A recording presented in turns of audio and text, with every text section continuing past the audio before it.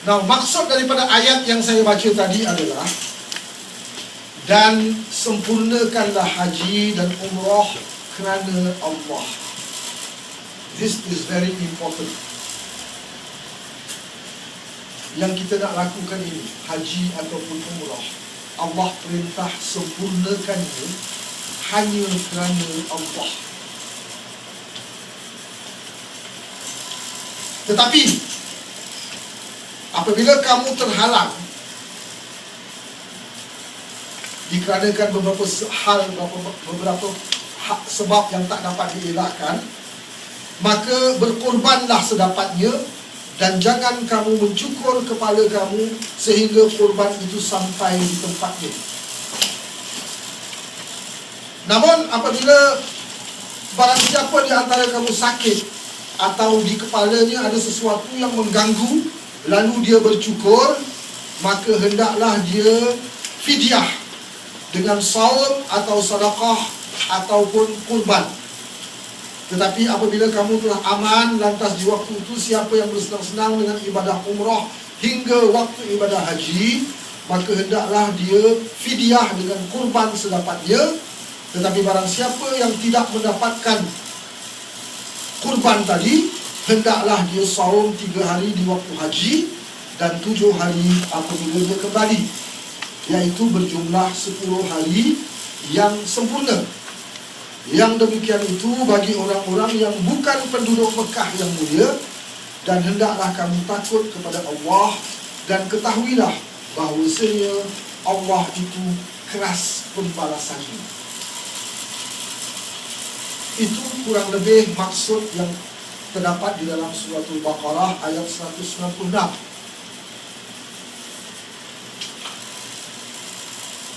Kemudian pada ayat 197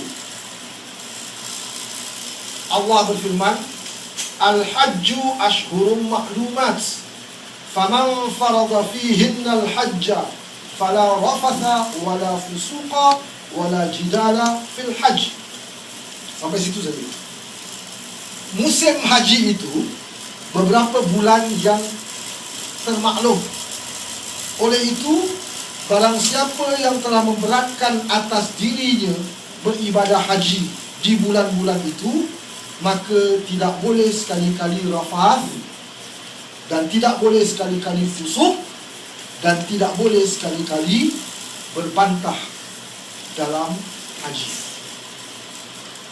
Dan kemudian pada ayat 97 suratul Imran, Allah Subhanahu wa taala berfirman, walillahi 'alan nasi hajjul baiti man istata'a ilaihi sabila. Dan untuk Allah, kerana Allah, wajib atas manusia pergi ke rumah itu. Rumah itu maksudnya ke Baitullah, bagi sesiapa yang mampu ke sana. Man istata'a ilaihi sabila. Istata'a ini mampu. Artinya siapa yang mampu, pergilah kerana Allah. Nah, ini 2 ayat. Sebenarnya 3 ayat lah. 196, 197 surah Al-Baqarah, kemudian 97 surah Al-Imran, menjelaskan kepada kita secara mendasar beberapa perkara yang terdapat di dalam urusan haji dan umrah. Dan dari ayat-ayat tersebut ada 3 masalah pokok yang kita jadikan pembahasan untuk kali ini. Pertama, hukum haji dan umrah. Semuanya terdapat di dalam ayat ini. Pelaksanaan haji dan umrah. How do we go about? Bagaimana kita melaksanakan haji dan umrah? Semua secara dasar terdapat di dalam ayat ini. Dan kemudian golongan umat Islam yang mengerjakan haji dan umrah.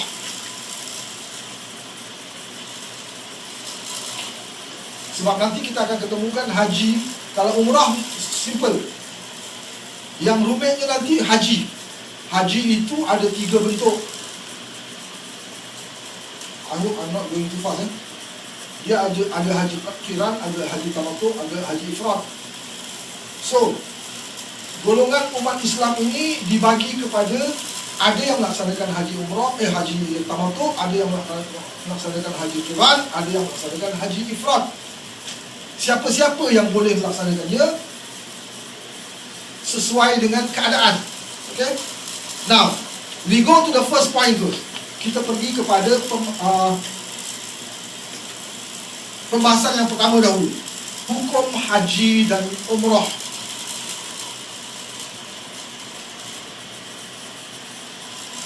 Saya perlu buat catatan di sini. Ramai di antara kita yang barangkali tersilap menganggap bahawa umrah adalah sunat, yang pada hakikatnya haji dan umrah wajib berdasarkan pada perkataan yang terdapat di dalam suratul Baqarah. Apa perkataannya? Wa atimmul hajja wal umrata lillah. Atimmu, sempurnakanlah.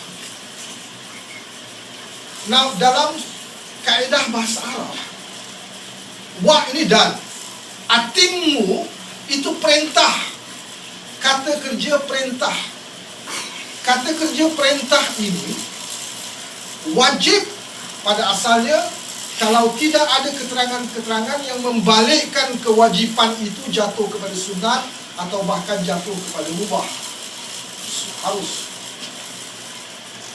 Makanya apabila Allah menggambarkan wa atimmul hajja wal umrata lillah, dan sempurnakanlah haji dan umrah kamu kerana Allah, atimmu ini adalah membawa maksud perintah supaya kita menyempurnakan. That means umrah dan haji adalah wajib. Cuma nantinya wajibnya tiap-tiap tahun, wajibnya sering, atau wajibnya hanya sekali. Sama juga seperti solat. Solat juga wajib, tapi berapa banyak kali? Itu nanti kita ketemukan keterangan-keterangan yang lain. Maka dalam urusan haji dan umrah, pekerjaan haji dan umrah adalah wajib.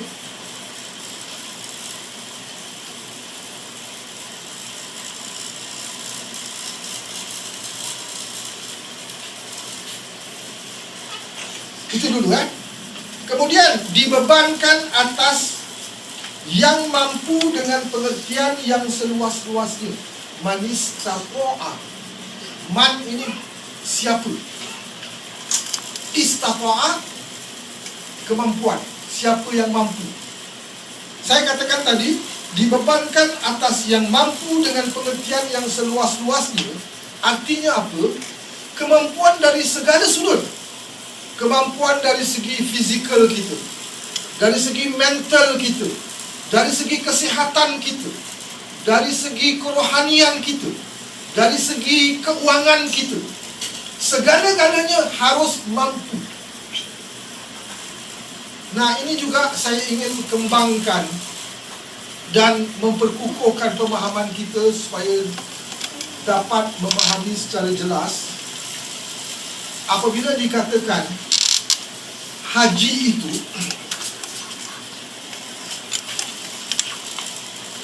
wajib, umrah itu dan haji itu harus disempurnakan bagi siapa yang mampu, artinya bagi siapa yang tak mampu tidak wajib.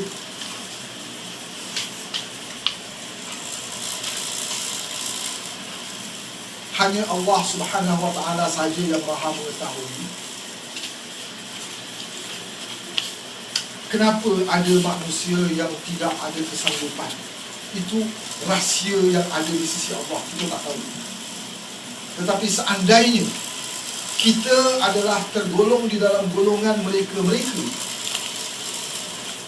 yang tidak ada kemampuan secara fizikal, secara mental, secara kesihatan, health, ataupun secara kebendaan, tak ada wang untuk pergi ke sana, don't despair.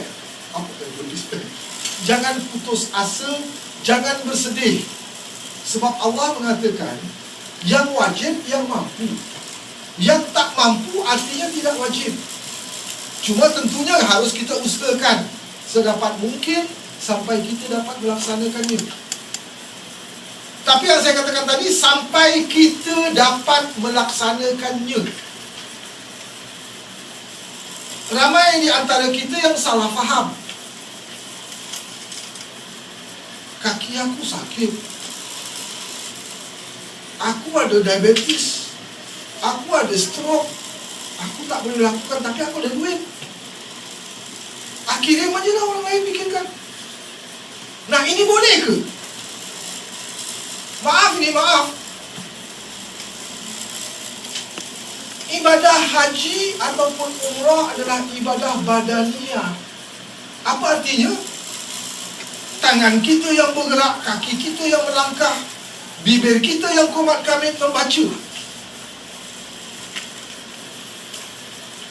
Dia ibadah individu. You do, you get. Siapa yang melaksanakannya, dia yang dapat. Tidak ada istilah orang lain melakukan haji orang lain melakukan umrah orang lain. Tidak ada.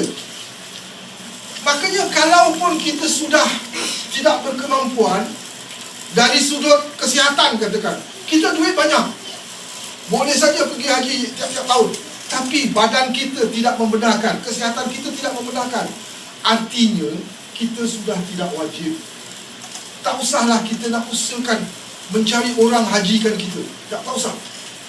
Because please try to understand, ibadah haji, ibadah umrah, ibadah solat, ibadah saum adalah ibadah badaniyah fardu ain.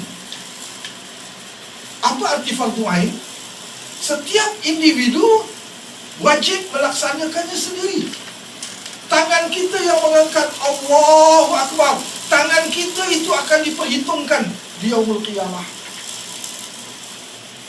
Bagaimana nak hitung kalau orang lain yang angkatkan tangan Allahu Akbar, orang lain yang solatkan, ataupun haji, orang lain yang sampai di Hajar Aswad, Bismillahirrahmanirrahim, kemudian dia main-main, dia hajikan kita. Macam mana? Siapa yang berdosa? Siapa yang salah? Siapa yang benar? Itu belum lagi kalau saya bicara masalah gender, masalah kelamin, laki-laki dan perempuan.